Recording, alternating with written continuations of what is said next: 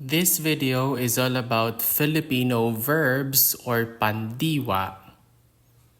In Filipino, verbs play a role in sentences showing action, state, or occurrences. Learning the different types of verbs will help you understand how to form sentences and express yourself in Filipino. Here's a beginner-friendly guide categorized for easy understanding. There are 5. The first one is actor-focused verbs or pandiwang aktor na focus. So this verb focuses on the doer of the action. Example, kumain, which is to eat, and naglakad, to walk. The second one is object-focused verbs or pandiwang layo na focus. It focuses on the object receiving the action. Example verbs are linisin, to clean, and basahin, to read. The root word is basa and linis. The third one is beneficiary-focused verbs or pandiwang tagatanggap na focus, focuses on the person for whom the action is done. Ipagluto, the root word is luto, and ibigay means to give, the root word is bigay. The fourth one is location-focused verbs, pandiwang ganapan na focus. So focuses on the place where the action occurs. Paglutuan, to cook at, luto is the root word. Pag-aralan, to study at, aral is the root word. The fifth one is instrument-focused verbs or pandiwang gamit na focus. Focuses on the instrument used to perform the action. Ipanglinis, to clean with, and ipansulat, to write with. So the root words are linis and sulat. Let us have the first one, actor-focused verbs. So in actor-focused verbs, the emphasis is on the doer of the action or the subject, and these verbs are conjugated based on the actor performing the action. We have here our examples: kumain, which is to eat; uminom, which is to drink; naglakad, which is to walk; sumulat, to write; nag-aral, which means to study; nagtanim, to plant; naglinis, to clean; nagluto, to cook; nagbasa, to read; and nagtrabaho, to work. Let us have some example sentences. Kumain ako ng mansanas. I ate an apple. So mansanas is an apple. Kumain is ate past tense. Kumain ako ng mansanas. Uminom siya ng tubig. He or she drank water. Uminom, drank, past tense, and then tubig is water. Siya is he or she. It's gender neutral. Uminom siya ng tubig. Naglakad kami sa parke. We walked in the park. So naglakad, walked, past tense, and then parke is park, and we is kami. Sumulat siya ng liham. He or she wrote a letter. Sumulat is wrote, and then a liham is a letter. Sumulat siya ng liham. Nag-aral sila para sa pagsusulit. They studied for the examination. Nag-aral is studied, and then pagsusulit is an exam. Para is for. Nag-aral sila para sa pagsusulit. Another one is the object-focused verbs. So in object-focused verbs, the action is focused on the object receiving the action. These verbs often include prefixes like e and in. Example words are kainin, which means to eat something, kainin; inumin, which means to drink something, inumin; linisin means to clean something, linisin; buksan means to open, buksan; ayusin means to fix, ayusin; gawin means to do or to make, gawin; basahin means to read something, basahin; lutuin means to cook something, lutuin; isulat means to write something, isulat; hugasan, to wash something, hugasan. Example sentences for object-focused verbs. Kainin mo ang saging. Eat the banana. So a saging is a banana. Kainin means eat, to eat. So kainin mo ang saging.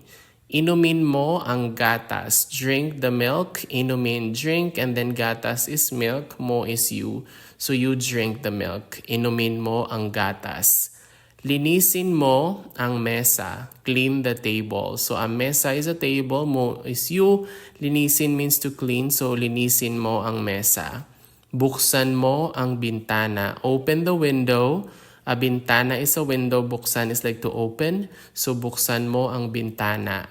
Ayusin natin ang upuan. Let's fix the chair. Ayusin means to fix. And natin like both of us natin. And then an upuan is a chair. Ayusin natin ang upuan. The third one is beneficiary-focused verbs, which emphasizes the person for whom the action is done. So the prefix ipinag or ipag is usually used. Examples of beneficiary-focused verbs. Ipagluto, which means to cook for someone, ipagluto. Ibigay means to give to someone, ibigay. Ipadala means to send to someone, ipadala. Ipalinis means to have something cleaned for someone, ipalinis. Next one is ipagbili, to sell for someone, ipagbili. Ipagbasa, to read for someone, ipagbasa. Ipag-aral means to study for someone, ipag-aral. Next one is ipakita, to show to someone, ipakita. Ibigay alam, to inform someone, ibigay alam. Ipaglinis means to clean for someone, ipaglinis. Let us have the following example sentences for beneficiary-focused verbs. Ipagluto mo siya ng hapunan. Cook him or her dinner. So, or cook dinner for him or her. So, ipagluto is to cook and then hapunan is dinner. So, agahan is breakfast, lunch is tanghalian, and then hapunan is dinner. Ipagluto mo siya ng hapunan. Ibigay mo ang aklat sa guro. Give the book to the teacher. So, ibigay means to give. Mo is you. And then, aklat is a book is sa guro to the teacher. Ibigay mo ang aklat sa guro. Ipadala mo ang sulat kay Maria. Send the letter to Maria. Ipadala is to send to someone. And then a sulat is a letter. And then kay Maria to Maria. So ipadala mo ang sulat kay Maria. The fourth one is ipalinis mo ang kotse kay Juan. So it's have Juan clean the car. So ipalinis is clean. Ask someone to clean. And then a kotse or a sasakyan. That's a car. And then Juan is like the person. So ipalinis mo ang kotse kay Juan. Ipagbili mo ako ng isda. Sell me some fish. Ipagbili is to sell to me or sell to someone. And then isda is a fish. Ipagbili mo ako ng isda. The fourth one is location-focused verbs.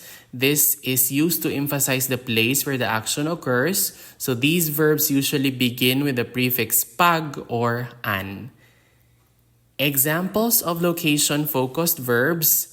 Paglutuan, to cook at a place, paglutuan.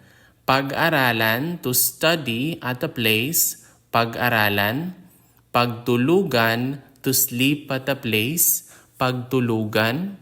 Paglaruan, to play at a place, paglaruan. Paghugasan, to wash at a place, paghugasan. Pagtrabahuhan, to work at a place, pagtrabahuhan. Pagdalhan, to bring to a place, pagdalhan. Paglakaran, to walk on or at a place, paglakaran. Pagbantayan, to guard or to watch over a place, pagbantayan. And pagkainan means to eat at a place, pagkainan. Example sentences for location-focused verbs. Paglutuan mo sa kusina. Cook in the kitchen. So, paglutuan is cook, to cook, and then a kusina is a kitchen. Paglutuan mo sa kusina. Pag-aralan mo sa silid-aklatan, study in the library. Pag-aralan, study. Silid is a room and then aklatan, aklat is a book. So silid-aklatan is a library. Pag-aralan mo sa silid-aklatan. Pagtulugan natin sa silid, let's sleep in the room. Pagtulugan is sleep natin like both of us. And then a silid is a room. Pagtulugan natin sa silid. Paglaruan mo sa bakuran, play in the yard. Paglaruan. And then a bakuran is a yard. Paglaruan mo sa bakuran. Paghugasan mo ang plato sa lababo, wash the plates in the sink. Paghugasan is to wash and then a plato is a plate. And then lababo is the sink. Paghugasan mo ang plato sa lababo. The last one is instrument-focused verbs. They are used to place emphasis on the tool or instrument used to perform the action. So these verbs often start with ipang. Examples of instrument-focused verbs. Ipanghugas means to wash with something. Ipanghugas. Ipangluto, to cook with something. Ipangluto. Ipanglinis, to clean with something. Ipanglinis. Ipangtahi, to sew with something. Ipangtahi. Ipangbasa, to read with something. Ipangbasa. Ipanglaro, to play with something. Ipanglaro. Ipanghanda, to prepare with something. Ipanghanda. Ipampunas, to wipe with something. Ipampunas. Ipansulat, to write with something. Ipansulat. Ipangtimpla, to mix with something. Ipangtimpla. Example sentences for instrument-focused verbs. Ipanghugas mo ng pinggan ang espongha. Use the sponge to wash the dishes. So ipanghugas means to wash. And then a pinggan is a plate or the dishes. And then espongha is a sponge. Ipanghugas mo ng pinggan ang espongha. Ipangluto mo ang kaldero. Use the pot to cook. Ipangluto is to cook. And then a kaldero is a pot. Ipangluto mo ang kaldero. Ipanglinis mo ang walis. Use the broom to clean. Broom is walis and then to clean is ipanglinis. Mo is you. Ipanglinis mo ang walis. Number 4 is ipangtahi mo ang makina. So use the machine to sew. A makina is a machine, like a sewing machine, and then ipangtahi means to sew. Ipangtahi mo ang makina. Ipangbasa mo ang salamin. Use the glasses to read. So a salamin is like an eyeglass, and then ipangbasa is to read. Ipangbasa mo ang salamin.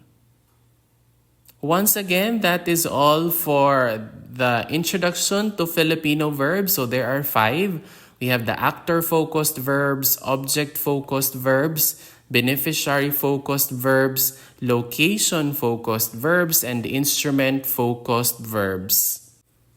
Understanding these different verb types helps beginner learners grasp how the focus of a Filipino sentence can change based on who or what is being emphasized, whether you're focusing on the doer, the object, the location, the beneficiary, or the tool used. Filipino verbs provide a versatile way to express wide range of actions.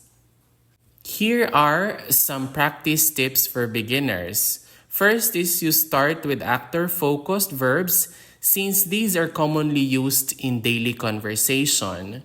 The second one is to gradually explore the other verb types as you get more comfortable. The third one is to practice forming sentences using each type, making sure to use the correct verb affixes and markers.